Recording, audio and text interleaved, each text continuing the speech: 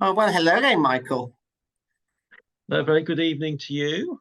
Yes, well, so we talked a bit about the coronation last time, and then you signed up and said you wanted to talk about vesture and clothing at the coronation, which of course is always a hot topic in the press about what people are wearing. I suppose when I saw that the king was riding in the carriage on the way there in his robe of state, that one wondered whether he was going to be wearing trousers or breeches, but it turned out to be in the end trousers. And the other thing I think that was noticeably different was that the king didn't wear a cap of maintenance, which certainly his grandfather had worn on in his procession to the abbey and the procession in the abbey itself.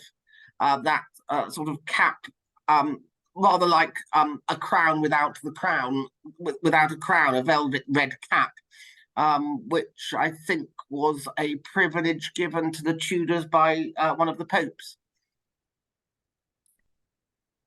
It is often suggested that William IV was crowned in naval uniform, but I'm not totally convinced about that.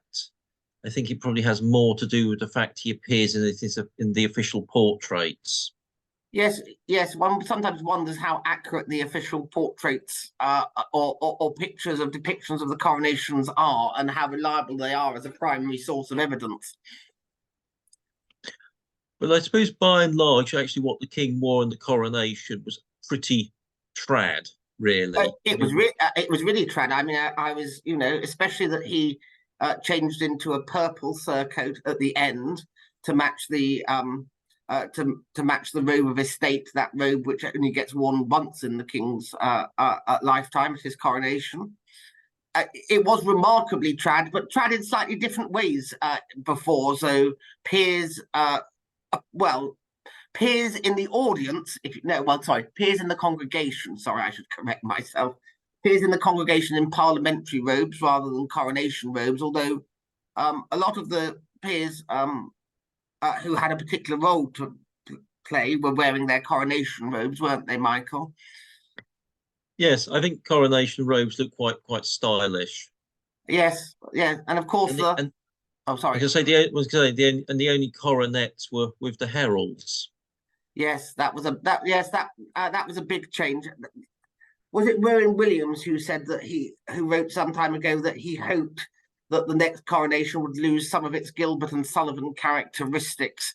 Um, I suppose I must admit I quite liked some of the Gilbert and Sullivan characteristics, and that very dramatic moment when when all the pages entered with the peers' coronets who had been performing, and it just added. I thought in 1953 it added to the drama of the coronation itself. Those coronets coming on all at once. I quite enjoyed that moment of drama as well. I've obviously not, not without interest for me what the clergy are Oh wearing yes, of course, at yes, this. And I was surprised that they'd gone for coordinated copes, those great cloaks, which I understand were all borrowed from Westminster Cathedral. I understand they wanted them all to be white to indicate it was Eastertide.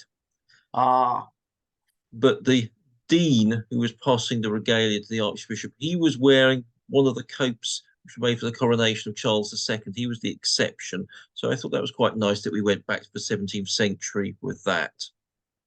yes, yes, yes. There is. Yes, I can see the point of coordination, but then sometimes it can the multiplicity of copes and designs can actually I think can quite sometimes look quite attractive at these big state occasions in Westminster Abbey.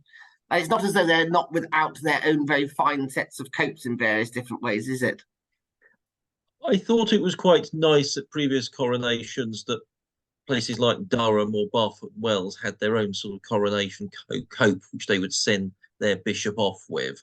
And Yes. it's perhaps a bit of a shame, but those things are now not being used and have become sort of museum exhibits rather than working garments.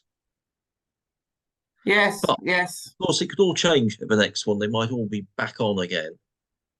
Uh, I certainly don't think that that is the general narrative that certainly the press would have us believe that that is that is the direction that is the direction of travel. But no, and no tiaras either. But and the royal family wearing their orders of chivalry this time, which I thought looked very colourful. But you might disagree.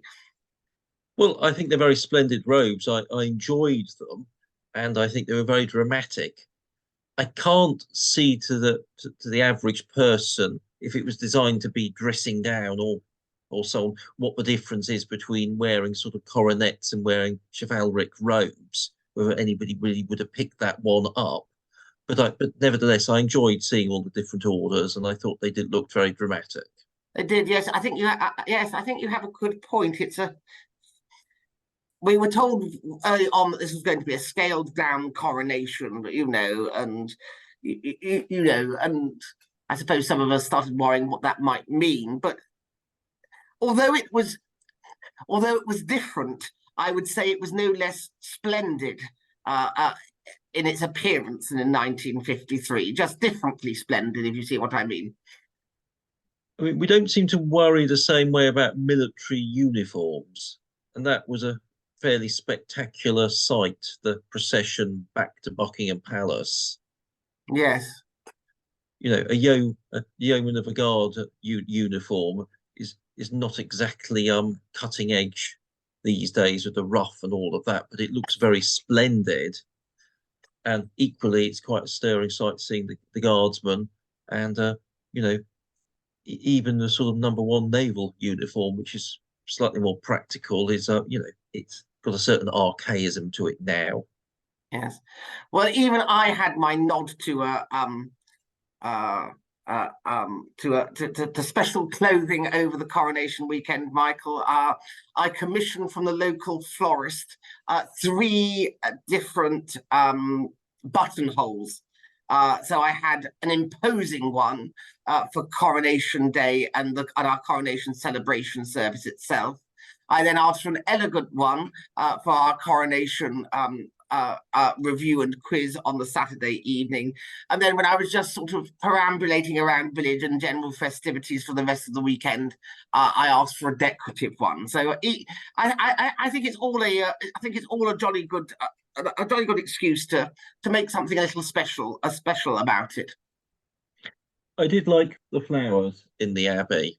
Yes, yes, I mean, I thought that was a plus point that they'd been introduced. Those yes. wonderful floral displays. Well, so much to talk about, Michael. Perhaps who knows? Perhaps we'll carry on these conversations in the future. We'll just have to see how things go, I suppose. Oh, I'm sure we will meet again and talk a bit more about it. Yes, well, I look forward to it. Thank you very much. Good night, Michael. Good night.